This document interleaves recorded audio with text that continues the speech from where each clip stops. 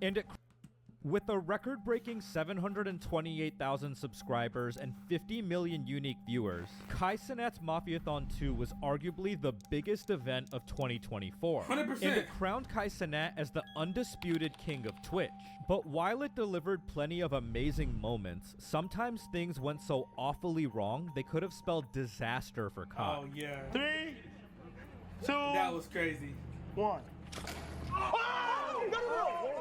And with 120,000 viewers locked in at all times, the stakes were high. It only took one reckless stunt and a single guest appearance to bring Kai dangerously close to jeopardizing his career. However, before we get into the chaos and drama, let's start with the stage where it all unfolded. The Mafiathon 2 house was a $55 million Los Angeles mega mansion with over a dozen bedrooms, an outdoor pool, an indoor sauna, a theater room, and its own basketball. Bro, I know Kai spent bank on that. $55 million to rent for a month. Then to also install all them cameras, have all that. I know that niggas. But as impressive as the mansion was, it was the location that caught everyone's attention. The Mafiathon 2 house was right next to P. Diddy's infamous LA estate, the same one that the FBI raided earlier this year in March.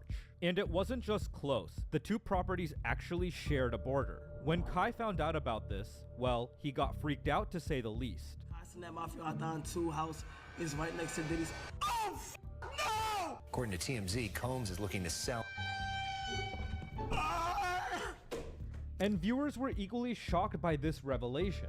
Next to Diddy House, y'all gotta dig deeper behind this. Bro, just imagine how many bad things have happened in that house. It's most likely connected to Diddy in every way possible. However, the mansion's location was just the tip of the iceberg. What came next took everyone's concern to an entirely new level. Barely into the second day of the stream, Kai was unexpectedly hit with a Twitch ban. The timing couldn't have been worse. This was shaping up to be Twitch's biggest event of the year, and banning one of their top creators mid-stream left everyone scratching their heads. But soon enough, the reason behind the ban became clear. Kai had been swatted. A helicopter circled the Mafiathon 2 house as officers surrounded the property. I don't know how, I don't know what, but there has to be a way to stop this or to figure out what's going on with this swatting, because it's just crazy sometimes how much you get swatted. Agents Marathon just got swatted for no reason as well, and he got into a confrontation with a cop.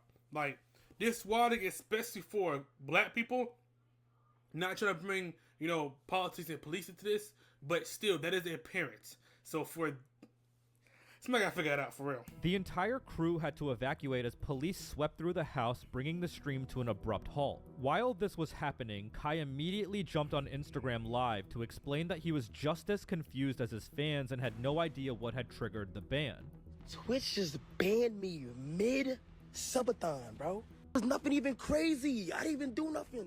At that point, many assumed the ban was permanent, and even Kai seemed unsure about the stream's future. And now I gotta wait when, like, they didn't even do, like, niggas just search the room real quick and that's it. Like, what the fuck? I'm gonna see what's up. I'm gonna see what happens. They most likely might unban me, but. Luckily, the panic state did not last long, as Kai was unbanned after only 6 minutes. They tried to stop the motion! I got banned, swatted over the last 30 minutes! They tried to stop the motion! I'm not playing no more. I'm not playing no more. He resumed the stream as soon as the officers cleared the house. According to Kai, the police were called after someone falsely reported a double unalive at the house. Insane. I called the cops and told them on the phone and said someone in the house shot their brother, killed them, and then shot and killed themselves. However, the problems didn't stop there. This incident would only foreshadow the challenges the event was about to face next. Fortunately for Kai, he wasn't facing these hurdles alone. He had assembled a crew that played a crucial role in making Mafiathon 2 a groundbreaking event, and for some, it was even life-changing. There was Ray, a Taiwanese student Kai had randomly met while live streaming at a 7-Eleven in Japan 1.5 years prior. Yo! What's good, bruh? It's my dream. It's a dream? Yeah! My boy! I love you, man. Kai! Kai instantly hit it off with Ray and encouraged him to come to the US. Over time, Ray adopted Kai's fashion sense, New York slang, and even sense of humor. So you? What do you mean you just saw me? Right there, look, right there. Oh, it was right there. They family though. You family though. What do you mean I'm family? Next time you call me a rat, I'm smacking this shit. Hey, next time you come here, Roach, I'm gonna put my in your mouth. What? And then there was Rakai, a 16-year-old who literally had to get permission from his mom to attend the event. Rakai was very energetic and had a very similar personality to Kai himself. He was even playfully referred to as Kai's son, and fans fell in love with him instantly. So much so that some of the best moments of the stream came when Kai, Ray, and Rakai were on screen together. Their dynamic was effortless. After all, Ray plus Kai does equal Rakai. Their jokes That is and crazy. banter What felt the? That is natural, crazy. adding an energy to the event that kept viewers hooked. Look at your face. How the teeth so big, bro? You look like rapid. That's the only thing you say is my teeth. Nah, that's my first time saying your teeth. Like, I didn't like do this. I like do this. What? What? I mean, I'm lazy, but I'm saying like, I look good. And this is what made Mafiathon 2 stand out. Kai didn't choose his team based on clout or fame. I mean, Rakai was a small streamer, averaging only 500 viewers a month. And hilariously, Ray wasn't even a creator when they first met. They were chosen because they brought a genuine sense of joy and relatability to the stream. By giving them such a massive platform, Kai, like, that's the thing, is that, like, when it comes to making content, when it comes to doing that, you have to do it correctly. You can't just have people on your stream because they have a lot of clout or they're there because of that. Kai chose his people who stayed with him 100% correct.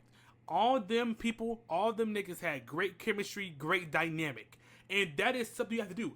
And something that I love about Kai is that Kai allowed them to flourish. The difference between a lot of different streams and Kai's Mafiathon is that he gave people a platform. Miles, he allowed Miles at nighttime to be able to do what he gotta do, and look where he's at now.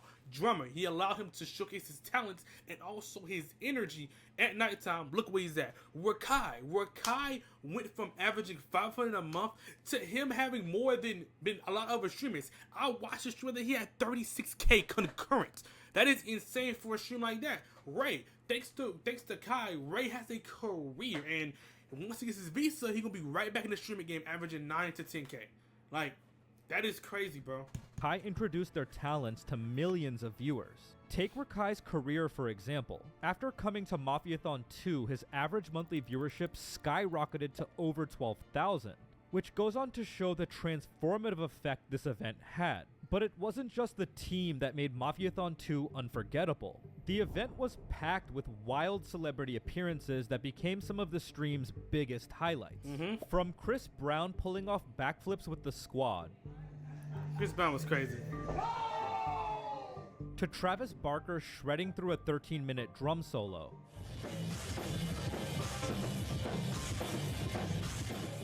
and even Snoop Dogg giving a personal tour of his LA compound. Mafiathon 2 delivered non-stop entertainment. And of course, after the love Kevin Hart and Drewski received during Kai's first Mafiathon, they made a much anticipated return. That is the funniest trio. And right off them the niggas bat, are hilarious. they brought their man. signature wild humor to the stream. Whether it was their hilarious Try Not to Laugh challenge, Drewski looks like a Dairy Queen dipped cone.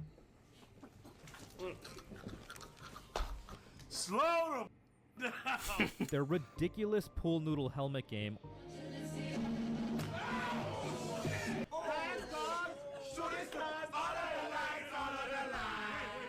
or their sleepover with Kai and the crew,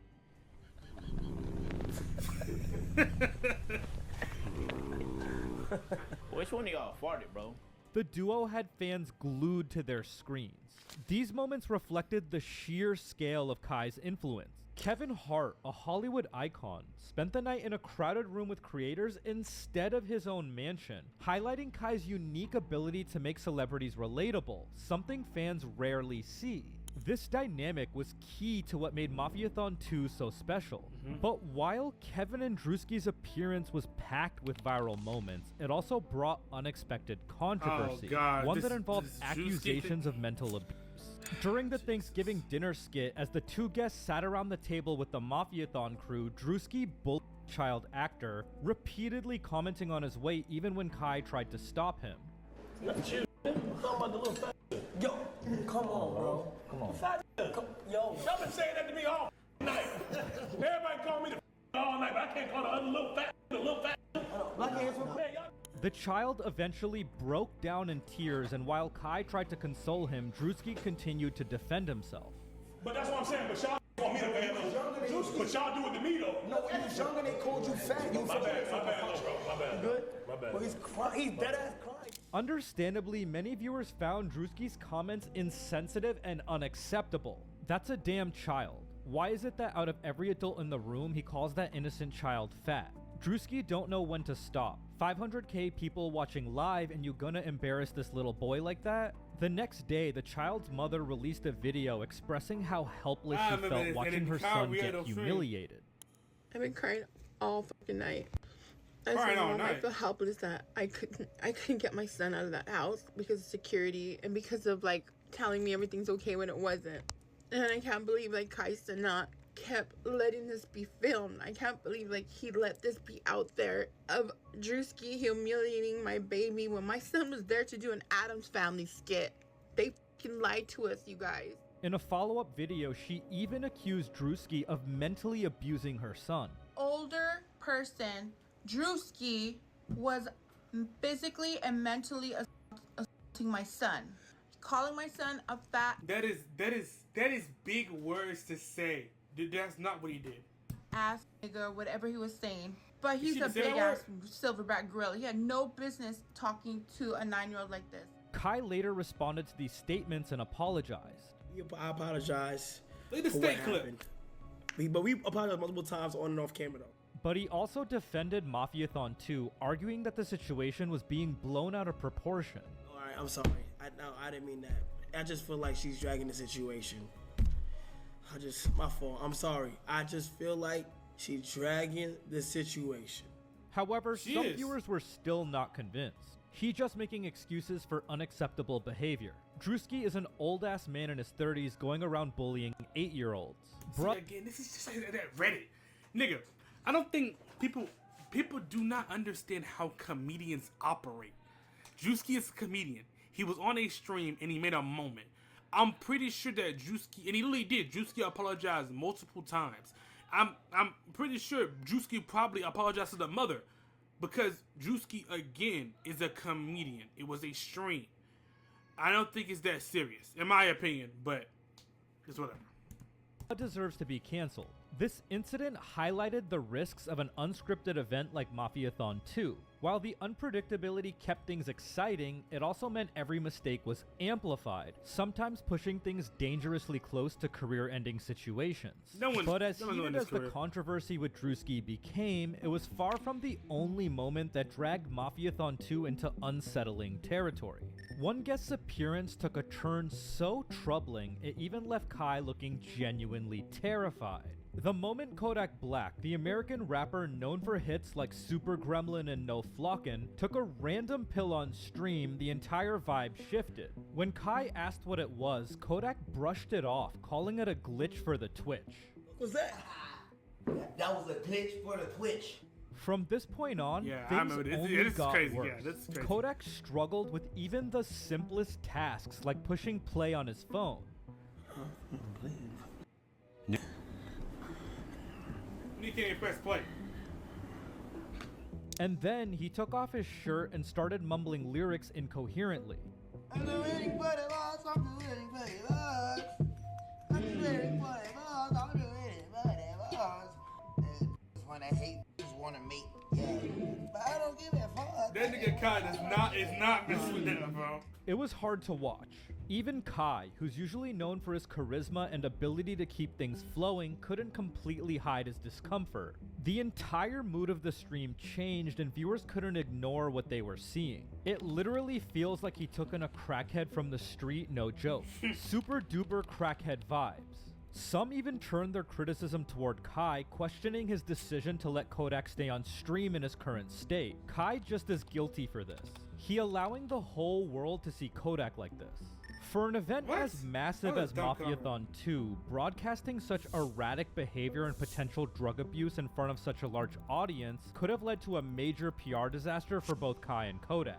Yet, despite the uncomfortable situation, Kai did his best, staying composed and not drawing too much attention to his behavior. He just danced with Kodak and tried to have a good time. This reflected Kai's compassionate personality. W Kai, because it takes a content creator, it takes a lot to adapt.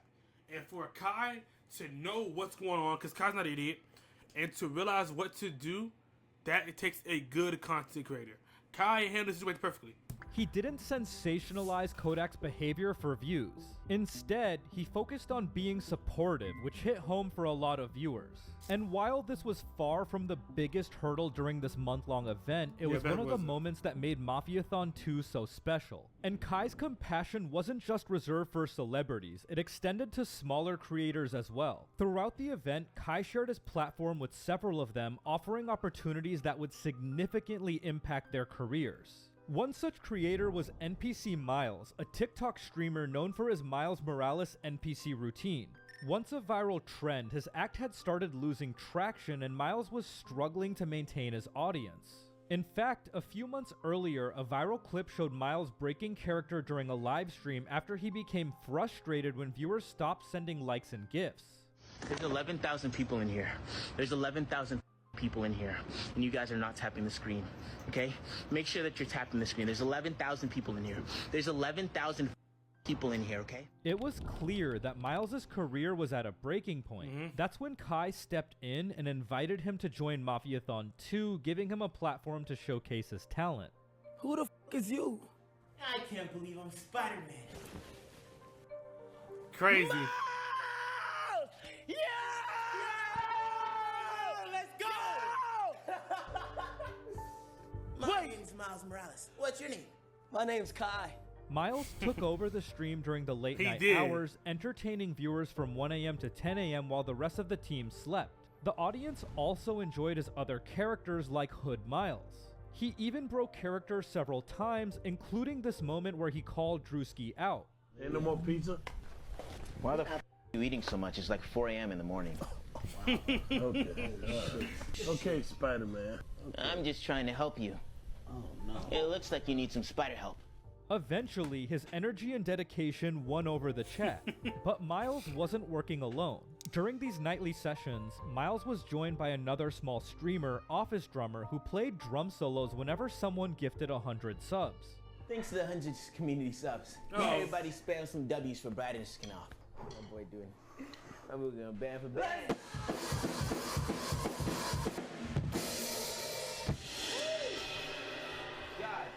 Their combined efforts brought another layer of entertainment to the stream, keeping viewers engaged 24/7. This exposure from Mafiathon 2 proved life-changing for both creators. In fact, Office Drummer later got married live on stream. Which is crazy. Yes, I'm talking about an actual marriage. That's crazy. Ladies and gentlemen, let's give it up for the newlyweds, Office Drummer and Misu Mami. You may kiss the bride. Kai even agreed to pay for their honeymoon. And from me to you, drummer, from y'all two, I want you guys to choose anywhere y'all want to go for y'all honeymoon. And I got it on me. W. Similarly, Kai's support helped NPC Miles revive his career. He even broke down in tears after reaching 50,000 Twitch followers after his return from the event. He also gave up the NPC Miles character and decided to become his own person. And let's not forget Emily CC. After live streaming 24/7 for 3 years straight, she finally got her big break when Kai and Benny Blanco called her on stream. She went from 200 live viewers in October 2024 to over 1,000 from the exposure she received. And so, the brilliance of Mafiathon 2 went beyond the entertainment value. It was about the transformative power of Kai Cenat's platform to uplift others. But while many lives were changed for the better, not everyone shared Kai's vision. Some participants saw the event as an opportunity to cause chaos instead of creating something meaningful, pushing boundaries so reckless that they nearly destroyed Kai's career in the process. One of the most infamous moments of Mafiathon 2 came during its final days when Kai invited Max Major, a magician and mentalist who had appeared on his streams before. So, on November 26th, Max had planned an elaborate stunt for Kai and his viewers. As part of the act, he stood on a platform outside the Mafiathon house, placing his head into one of the loops and asked Kai to pull one of the two handles in front of him. Kai, his team, and the guests gathered around, unaware of what would happen next. But if you die, what happens? I go to jail. You're gonna grab one of the handles, only one handle, and you're gonna get it from pull. I want to see this. But when Kai pulled a handle, Max was suddenly lifted into the air. For several moments, the group froze in shock until Max was freed. And then they had instead of allowing him to help, they had him to go away from the situation. He was visibly shaken as he repeatedly asked Max if he was okay. Meanwhile, Max's team rushed to defuse the situation by ushering everyone inside the house. Kai's concern quickly turned to fear as he worried the incident could get him banned from Twitch. Nigga might get banned. Is he good? Later, Kai discovered a pre-recorded video from Max explaining that the stunt had been planned all along. If you're watching this, that means that something has gone terribly wrong. But what you don't know is that was all according to my plan. Turns out, Max harbored a deep resentment for Kai as he believed Kai pushed him to fail. You see, from the first time we met, you pushed me, you challenged me, you wanted to see me fail. And I thought tonight, I'd give you exactly what you asked for. Kai was outraged. He stated that he had invited Max onto the platform with good intentions and felt deeply betrayed by the stunt. Out of everybody, I'm the one who brought you into the space for you to display your talent. Yesterday you had a good run. I kept bringing you back, and you can't even give me the respect enough to come in here and just explain your situation. Disgusting. He also expressed frustration, revealing that the situation reinforced negative stereotypes about black people and placed him in an extremely risky position. He wanted to look. We just look like black people that look crazy. That's what they want us to look like. Fans immediately lashed out at Max. This is sick AF. You set up Kai for failure literally. Kai was joking around and having fun at that time. You were just trying to make him lose everything he spent years building and working hard for. However, not everyone sided with Kai.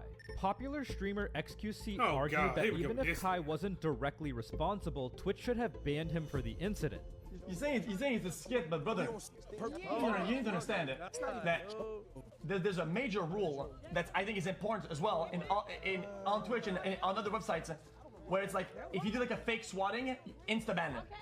I think the same thing applies here because dude, otherwise, brother, like people will do some weird shit on stream for views. It's just odd. Whether or not he just be talking, bro.